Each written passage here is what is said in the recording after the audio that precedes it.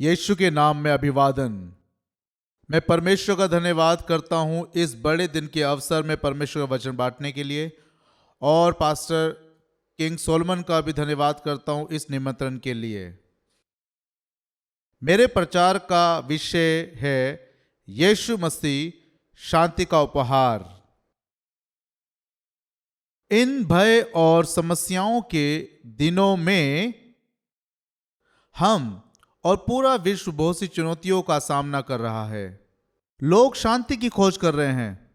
कुछ लोग पर्वतों पे चढ़ गए हैं, कुछ जंगलों में जा रहे हैं और कुछ द्वीपों पे जा रहे हैं, ये सोचकर कि सबसे भागकर उन्हें शांति मिल जाएगी। हो सकता है उनके चारों ओर शांति का आभास हो, पर उस शांति का क्या जो हमारे भीतर रूप से आती है। और मैं आज आप सबके साथ उस शांति के उपहार को जो परमेश्वर अपने पुत्र प्रभु यीशु मसीह के द्वारा हमें देता है बांटना चाहता हूं। आइए हम प्रार्थना करें। हमारे स्वर्गीय पिता परमेश्वर, आपका धन्यवाद इस अवसर के लिए। आपका धन्यवाद हो जो आपने हमें यीशु के रूप में शांति का उपहार दिया है, जो हमारे लिए मरने आया और फिर हमारे लिए जीव उठा। हम प्रार्थना करते कि आप प्रत्येक व्यक्ति से बात करेंगे, उनके हृदय में कार्य करेंगे, ताकि हम इस शांति के वरदान को समझने में सक्षम हो जो आप हम में से हर एक को देते हैं। हमारी अगुवाई करे, आदर और महिमा सब आपका हो, यीशु के नाम में, आमीन। मैंने शांति के उपहार की चर्चा की। उपहार वो है जो कोई किसी को देता है, मुफ्त में दिया जाने वाला, जिसके लिए हमें पैसा नहीं देना या कोई काम नहीं करना। ये प्रेम के द्वारा आता है। मित्रता में हम उपहार देते हैं। और शांति क्या है? शांति जैसे कि समस्याओं से परे और एक धीरजवंत मन होना, तनाव नहीं, चिंता नहीं, शांतिपूर्ण और सुरक्षा का वातावरण। और इब्रानी भाषा में शांति का अर्थ है शालोम।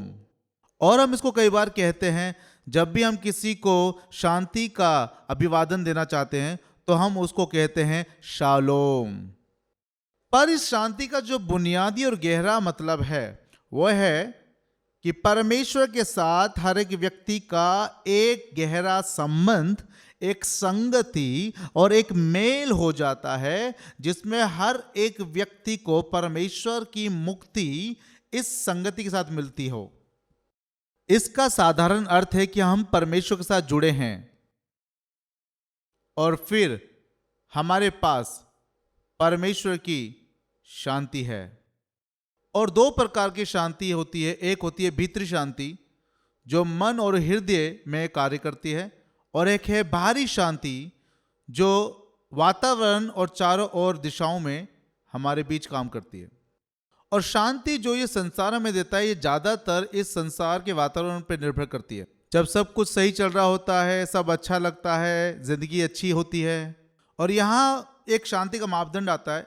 शांति इस संसार की वो है जब समस्याएं हटा दो तो एक शांति का आभास होता है। समस्याओं को, असुरक्षा को हटा देना ही बाहरी शांति कहलाती है।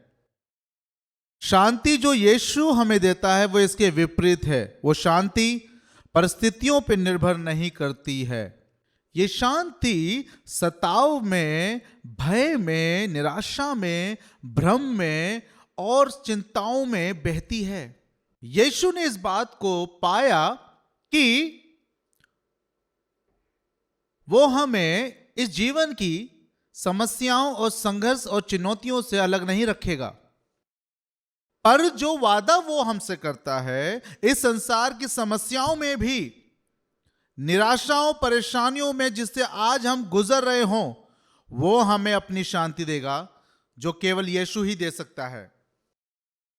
और परमेश्वर को यह मालूम था कि इस बुरे संसार में उसके बच्चे इन सब बातों में जूझेंगे। और आप जानते हैं कि यह संसार जैसे कि बिखरा हुआ है, यह संसार बुराई से भरा हुआ है, निराशा से भरा हुआ है, शक से भरा हुआ है। इसलिए तो परमेश्वर ने उस शांति के राजकुमार को बड़े दिन के अवसर पर हमें दिया।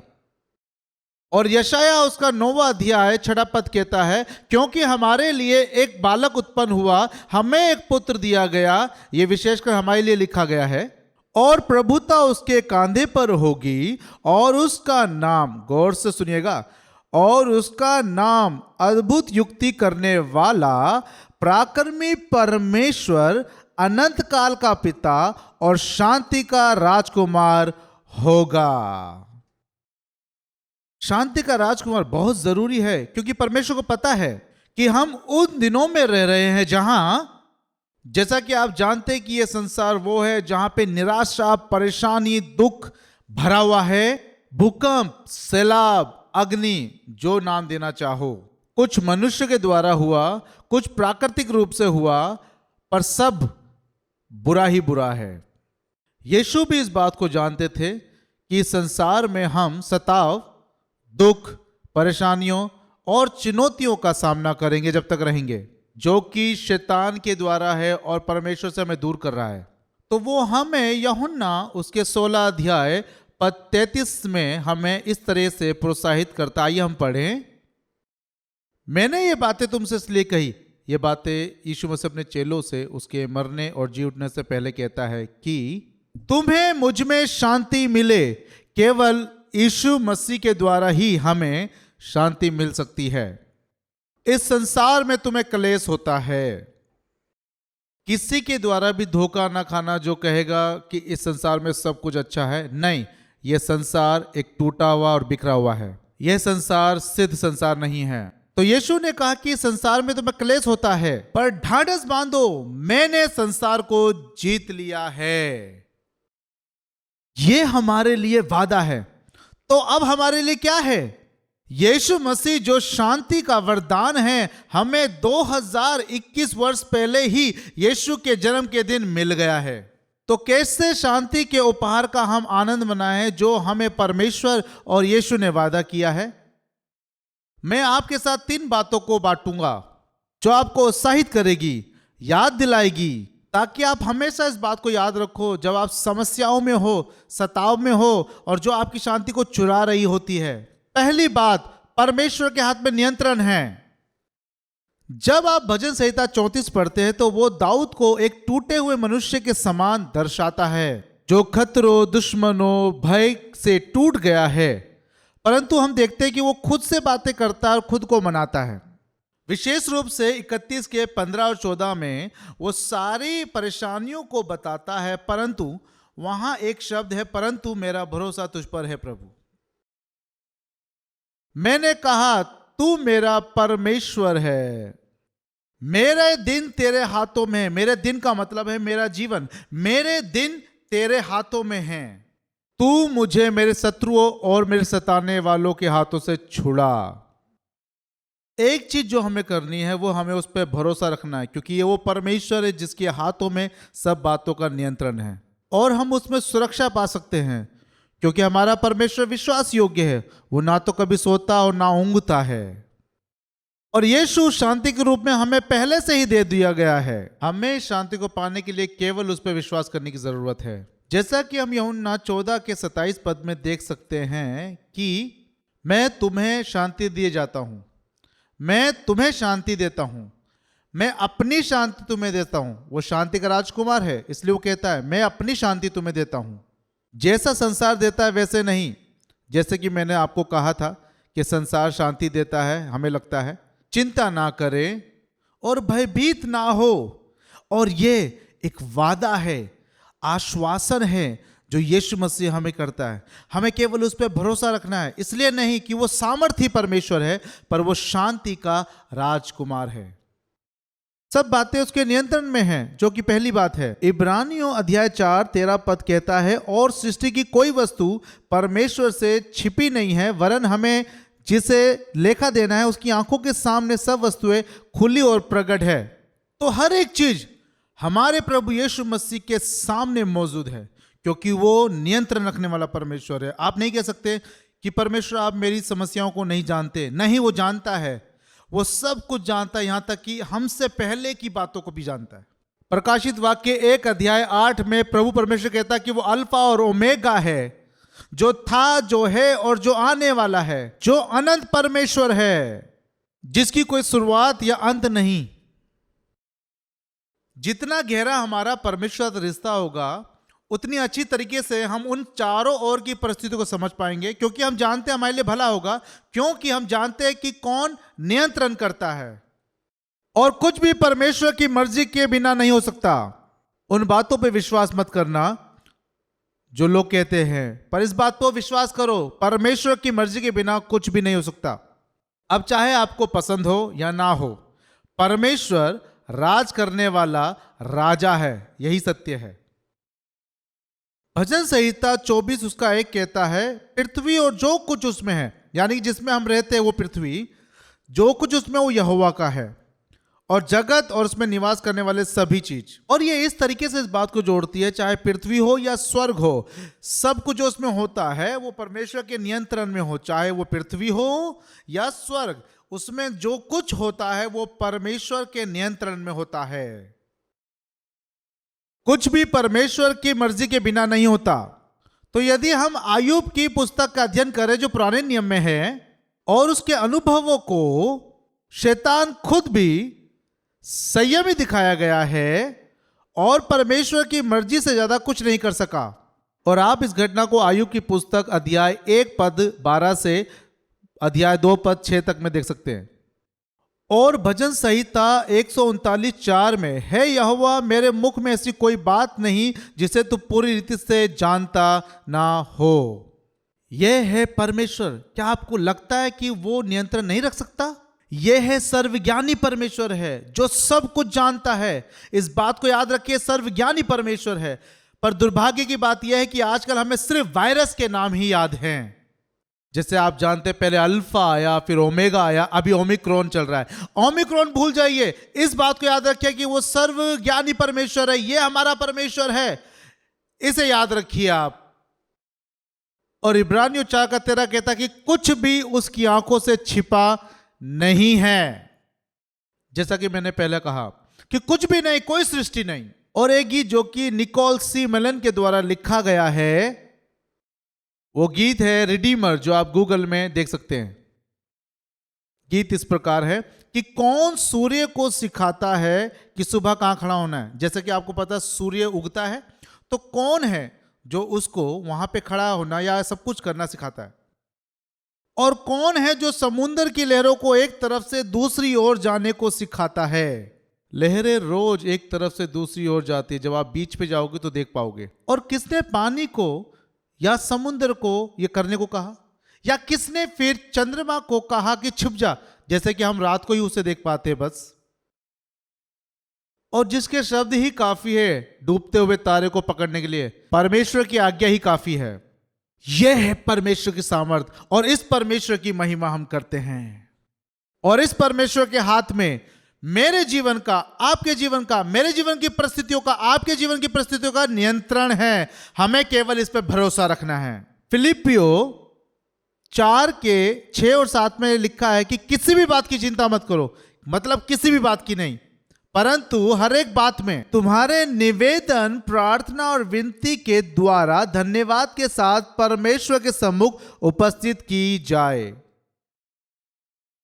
और वह फिर पद 7 में कहता है, परमेश्वर की शांति जो सारी समझ से परे है, जिसे हम समझ नहीं सकते, उस शांति को वो तुम्हारे हृदय और तुम्हारे विचारों को मसीह यीशु में सुरक्षित रखेगी। क्योंकि मेरे प्रिय भाइयों और बहनों, दिन के अंत में जब हम सारी समस्याओं को अपने मन में जूझते रहते हैं, विचारते रहते हैं, और जो हमारे अंदर ही अंदर ना चाहने वाली बातों और परेशानियों को ले आती है, उनमें भी परमेश्वर हमें याद दिलाता है, मैं वो परमेश्वर हूं जिसके हाथ में सब कुछ नियंत्रण है, मैं तुझे संभालूंगा, मुझ पर विश्वास कर।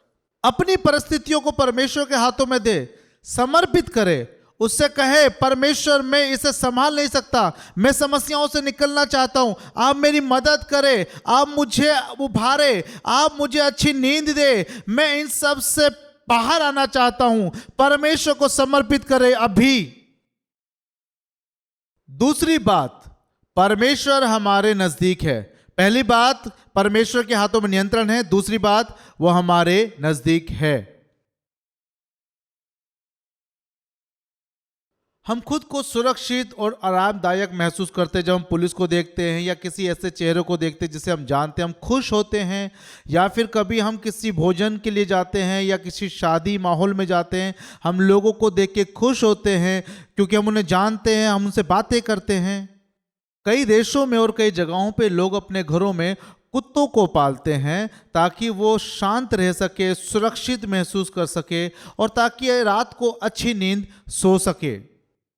कई लोग अपने लिए बॉडीगार्ड रखते हैं, जैसे कि मंत्री, राजा, एक्टर्स या फिर कई अमीर लोग अपने लिए बॉडीगार्ड्स रखते हैं ताकि वो उनका ध्यान रखे, उनको सुरक्षित रखे और वो शांत रह सके। भजन संहिता 145 का 18 कहता है कि जितनों ने यहोवा को पुकारा, अर्थात जिन्होंने उसको सच्चाई से पुकारा, उन सभी के वे निकट है। आज ही पर सच्चाई से पुकारे, हृदय की गहराई से पुकारे, वो आएगा। वो पहले से आपके निकट है, इससे पहले कि आप सोचो। याकूब अध्याय 4 उसका 8 पद कहता है कि तुम प्रभु के निकट आओ तो प्रभु तुम्हारे निकट आएगा। है पापियों अपने हाथ शुद्ध करो और है दुचिते लोगों अपने हृदय पवित्र करो। उसके करीब आओ, उसके निकट आओ और आप देखोगे कि वो आपके करीब पहले से है। यहोशू अध्याय 1 पद 5 में कहता है, तेरी जवानी भर कोई तेरे सामने ठहर ना सकेगा। जैसे मैं मूसा के संग रहा वैसे ही तेरे संग भी रहूंगा और ना तो तुझे धोखा दूंगा और ना तुझे कभी छोड़ूंगा। और ये सूचना, ये आश्वासन और ये साहस परमेश्वर ने यहोशू को उस वाचा के देश में जाने से पहले दिया, क्योंकि उसका स्वामी मूसा मर गया था। और इन वादों के साथ परमेश्वर हमें आश्वासन देता है, सुरक्षा देता है कि वो हमारे संग है, साथ है, हम में है। तो फिर क्यों हम अपने हृदय को दुखी करते हैं या अपने मन में चिंता करते हैं? अपने मन से लड़िए, उसको बताइए, उसे समझाइए कि परमेश्वर आपके साथ है, जिसका सब बातों पर नियंत्रण है। तो जितना हमारा रिश्ता परमेश्वर से मजबूत होगा, उतनी ही परमेश्वर की उपस्थिति हमारे जीवन में होगी, जो हमें मन में शांति देगा और वो शांति हमारे विचारों में और हमारे अनुभवों में होगी। और परमेश्वर हमको बेसहारा नहीं छोड़ेगा, वो हमारा पिता है और हम उसके बच्चे हैं। मैं तुम्हारे पास आता हूं, यूहन्ना 14 उसके 18 में वो इस प्रकार कहता है, मैं पिता से कहूंगा, वो तुम्हें एक और सहायक देगा जो तुम्हें सब बातें सिखाएगा। और ये सारी बातें, ये आश्वासन है, इसलिए चिंता ना करो, मैं तुम्हारे संग हूं, मैं तुम्हारे साथ हूं, मैं तुम्हें कभी नहीं छोड़ूंगा। और दूसरा कुरिन्थियों 1 अध्याय 3 और 4 कहता है, हमारे प्रभु यीशु मसीह के परमेश्वर पिता का धन्यवाद हो, जो दया का पिता और सब प्रकार की शांति का परमेश्वर है। वह हमारे सब कलेशों में शांति देता है, ताकि हम उस शांति के कारण जो परमेश्वर हमें देता है, उन्हें भी शांति दे सके जो किसी प्रकार के क्लेश में हो। देखिए कितना भला परमेश्वर है ये। वो हमें शांति देना चाहता है। शांति देने का मतलब है कि हमें सुरक्षित और शांति महसूस कराना चाहता है। तो जितना हमारा रिश्ता परमेश्वर से मजबूत होगा, उतना ही परमेश्वर की उपस्थिति हमारे जीवन में होगी और हम उसका आनंद उठा सकेंगे और हम सुरक्षित महसूस करेंगे और वो हमारे करीब होगा, ये महसूस करेंगे। तीसरी बात मेरे प्रिय भाइयों और बहनों जो हमें याद रखनी है, ताकि हम बेचैन ना हो परंतु शांति पाए, परमेश्वर के पास योजना है। शायद आपके पास कोई योजना ना हो, ना ही आपके दोस्तों के पास योजना हो। आज के युवा कहते हैं जो कुछ हो रहा है होने दीजिए। नहीं, परमेश्वर के पास आपकी और मेरे लिए योजना है। जब सत्य से परे हम इस बात को जान जाएंगे कि परमेश्वर के पास हमारे लिए योजना है, तो हम और बातों की चिंता नहीं करेंगे। जैसे कि एक बच्चे के समान, एक छोटा लड़का या लड़की चिंता नहीं करते वो क्या खाएंगे, क्योंकि वो जानते उनके माँ बाप उनको देंगे। वो चिंता नहीं करते, इसलिए बहुत अच्छी नींद वो सोते, क्योंकि वो जानते हैं कि उनके माता पिता उनको देंगे। तो हमें भी सत्य को जानना चाहिए, क्योंकि यिर्मयाह उसका 29:11 हम सब जानते हैं कि वो ये कहता है, क्योंकि यहोवा की यह वाणी है कि जो कल्पनाएं मैं तुम्हारे विषय करता हूं उन्हें मैं जानता हूं कि वे हानि की नहीं, मतलब कि बुराई की नहीं या फिर समस्या की नहीं, परंतु आशा भरे भविष्य की योजना है, क्योंकि हमारा परमेश्वर भला परमेश्वर है और हम इस योजना पे विश्वास कर सकते हैं क्योंकि यह सर्वशक्तिमान परमेश्वर की योजना है। और उस अनुग्रहकारी परमेश्वर की योजना जो हमें हमारे बनाने से पहले हमें हमारी माता के गर्भ से जानता है, और सच में ये एक भली योजना है क्योंकि हमारा प्रभु भला प्रभु है और उसमें कुछ भी बुरा नहीं है। तो मेरे प्रिय भाइयों और बहनों, हमें एक काम करना है कि पूर्ण रीति से उस पर विश्वास करना है और विश्वास करना है कि उसके पास योजना है वो हमारी भले के लिए है, और उसके वादों पे भरोसा करे, वादों का दावा करे और उसके वचन पर विश्वास करे। और यूहन्ना 16 उसका 33 कहता है, सारी बातें उनके लिए भलाई उत्पन्न करती है जो उस पर विश्वास करते हैं और इसके इच्छानुसार बुलाए गए हैं। सब बातें भलाई उत्पन्न करेगी, आपको विश्वास करना है। आपको ऐसा लगेगा कि परेशानी आपके चारों ओर है, ऐसी परिस्थितियां हो सकती है आपके परिवार में या जहां आप काम करते हैं, आपके व्यवसाय में, आपके दोस्तों में, कोई भी समस्या क्यों ना हो, विश्वास रखिए। यदि प्रभु इस बात की अनुमति देता है तो कुछ अच्छा होगा। याद है आपको उसकी जीवन जो यूसुफ कहलाता है, उसके भाइयों ने उसके साथ दुर्व्यवहार किया और उसको बेच दिया, पर परमेश्वर ने उसका इस्तेमाल किया। परमेश्वर ने उसको मिस्र का प्रधानमंत्री बना दिया, ना केवल मिस्र का पर उसके घराने का भी। जो युद्ध हमारे मन और हृदय में है, उस भय से हमें लड़ना है, उन सारी चिंताओं से, उन परेशानियों से जो शैतान हमारे हृदय में डालता है। शैतान कहेगा तुम किसी काम के नहीं हो, बेकार हो, ओ सब कुछ खत्म हो गया। नहीं, उनसे लड़ो, अपने विचारों से लड़ो, आप भय से लड़ो। दूसरा कुरिन्थियों 10:5 कहता है, हम कल्पनाओं को और हर एक ऊंची बात को जो परमेश्वर की पहचान के विरोध में उठती है खंडन करते हैं और हर एक भावना को कैद करके मसीह का आज्ञाकारी बना देते हैं। हर एक भावना को, वो भावना चाहे आपके मन में या हृदय में हो, उनको परमेश्वर के आज्ञाकारी बना दो और कहो कि मेरे परमेश्वर के पास मेरे लिए एक भली योजना है, एक अच्छी योजना है। यीशु का हर एक बात के ऊपर नियंत्रण है, इसलिए मैं डरूंगा नहीं, मैं चिंता नहीं करूंगा। मेरे परमेश्वर के लिए कुछ भी बड़ा नहीं, कुछ भी असंभव नहीं। हम परमेश्वर की संतान हैं, वो हमें त्यागेगा नहीं। परिवार छोड़ सकता है, एक पृथ्वी का पिता छोड़ सकता है, एक माता भी आजकल अपने बच्चों को छोड़ सकती है, पर परमेश्वर कभी भी हमें नहीं छोड़ेगा, यह वायदा है। और हमारा परमेश्वर कभी झूठ नहीं बोलता। और आप परमेश्वर की शांति का अनुभव करेंगे। जितना हमारा रिश्ता उससे मजबूत होगा और जितना हम परिस्थितियों को ग्रहण करेंगे, सारी बातें हमारे लिए भलाई ही उत्पन्न करेगी, क्योंकि हमारे लिए उसके पास एक योजना है। अब मैं आपके लिए कविता पढ़ूंगा और कोई नहीं जानता उसका लेखक कौन है, और वो कविता इस प्रकार कहती है, चीजें परमेश्वर के बच्चों के लिए यूं ही नहीं हो जाती, वे सब परमेश्वर की भली योजना का हिस्सा है। समस्याएं दुखों को मोड़ ले आती है और चट्टानें उसके हाथों में एक विशाल प्याले के समान है। चीजें परमेश्वर के बच्चों के लिए यूं ही नहीं हो जाती। ब्लूप्रिंट उसी के हाथों के द्वारा बनाया गया है। उसने सब बातों को अपने पुत्र को दर्शाने के लिए किया, और जो कुछ भी होता है सब योजना है। लेखक अज्ञात। तो सारांश में मेरे प्रिय भाइयों और बहनों, एक मसीह होने के नाते हमारा कर्तव्य है कि हम परमेश्वर की शांति को हमारे हृदय में राज्य करने दें। इसलिए कुलुस्सियों 3:15 कहता है, इसका अर्थ है कि हमारे पास विकल्प है, या तो हम परमेश्वर पर भरोसा करें। उस पर भरोसा करने का मतलब है कि उसकी शांति को हमारे हृदय में राज्य करने देना, या फिर खुद पर भरोसा रखना, जिसका मतलब है कि परमेश्वर या यीशु मसीह की शांति को त्यागना। यीशु मसीह ने अपने चेलों को शांति दी इस भरोसे पे कि उसने इस संसार को जीत लिया है। और ये हम यूहन्ना 14:27 और 16:33 पद में देखते हैं। शांति आत्मा का फल है।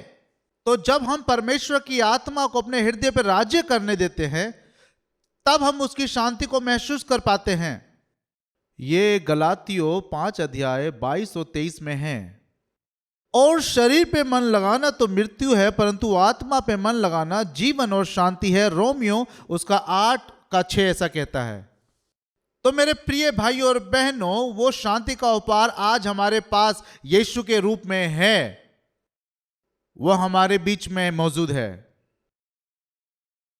आइए शांति के उपहार को हम ग्रहण करें, और वो यीशु है। इस बात को जानते हुए कि परमेश्वर के पास हमारे लिए एक भली योजना है।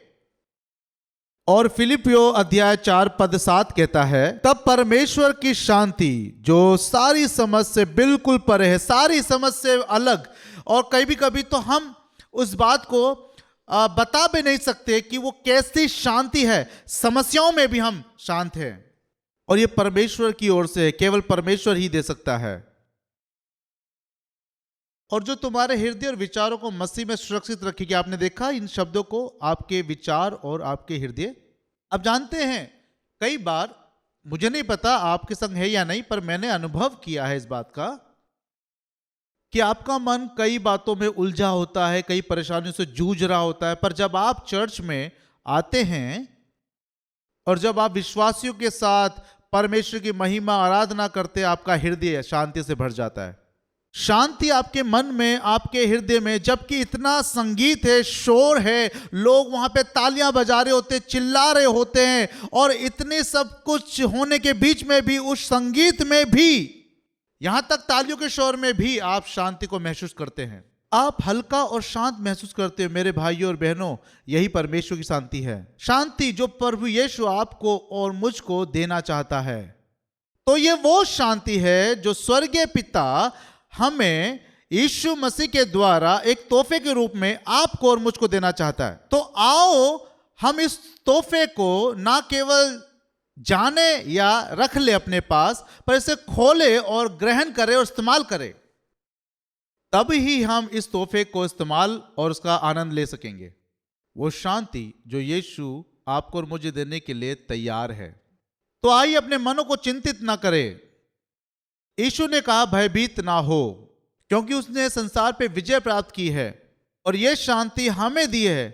आइए हम लोग इसे ग्रहण करें और आइए हम कहें सब भला है। सब भला है क्योंकि मैंने उसे अपने आप को सौंप दिया है और वही संभालने वाला परमेश्वर है। सो मेरे प्रिय भाई और बहनों, इस बड़े दिन के अवसर में इस बात को हम याद रखें। चाहे आप बहुत सारी परिस्थितियों से गुजर रहे हो, बहुत चुनौतियों का सामना कर रहे हो, आपका कार्य छूट गया हो, आपका व्यवसाय आपसे दूर हो गया हो, या व्यवसाय में तंगी हो गई हो, या महामारी के इस काल में कई आपके प्रियजन आपसे बिछड़ गए हो, आपको शारीरिक समस्याएं हो, या फिर रिश्ते टूट गए हो, जो कुछ भी समस्या क्यों ना हो, अपने मन से कहे, अपने हृदय से कहे कि परमेश्वर का नियंत्रण है। वो ऐसा कुछ भी हमारे जीवन में नहीं होने देगा जो हमारी सहन से बाहर हो, और यदि ऐसा होता भी है तो वो हमारे भले के लिए होगा, क्योंकि हमारा परमेश्वर सब कुछ जानता है। और इस क्रिसमस पर आइए शांति को हम ग्रहण करें। आइए अपने मन और हृदय में हम चिंतित ना हो, पर हम कहें कि यीशु मैं इस शांति पर अपना ध्यान केंद्रित करता हूं जो आप मुझे देते हैं, और केवल आप ही मुझे दे सकते हैं। मैं आप सभी को क्रिसमस की शुभकामनाएं देता हूं और एक आनंदमय नए साल की कामना करता हूं। परमेश्वर आपको लगातार आपकी जरूरतों के लिए आशीष दे, आपसे बातें करे, आपके लिए कार्य करे, और इस क्रिसमस परमेश्वर की शांति आपके हृदय में आए और हम आनंद के साथ यीशु मसीह के जन्मदिन को मनाएं। आइए हम प्रार्थना करें। पिताजी, हम आपका धन्यवाद करते हैं उस शांति के उपहार के लिए जो यीशु के रूप में आपने हमें दिया। हमारी मदद करे इसे याद रखने में, और इस बात में चौकस रहने में कि हमारे पास वास्तव की जो शांति है वो यीशु के द्वारा है। वो शांति नहीं जो संसार हमें देता है, पर शांति जो सारी परिस्थितियों से परे है और हमारे जीवन में हमें सुरक्षा और शांत करता है। सुनने वाले को आप आशीष दे, उनका मार्गदर्शन करें। प्रत्येक व्यक्ति के जीवन में आप काम करें और आपका पवित्र आत्मा इसी घड़ी उनके हृदय में काम करे, ताकि उनके हृदय में आशा हो और आपकी वाणी सुनने के लिए उनके कान चौकस रहे। हम आपका धन्यवाद करते हैं और आपकी महिमा करते हैं। सारा आदर और महिमा और स्तुति आपको मिले। आमीन। प्रभु आप सभी को आशीष दे।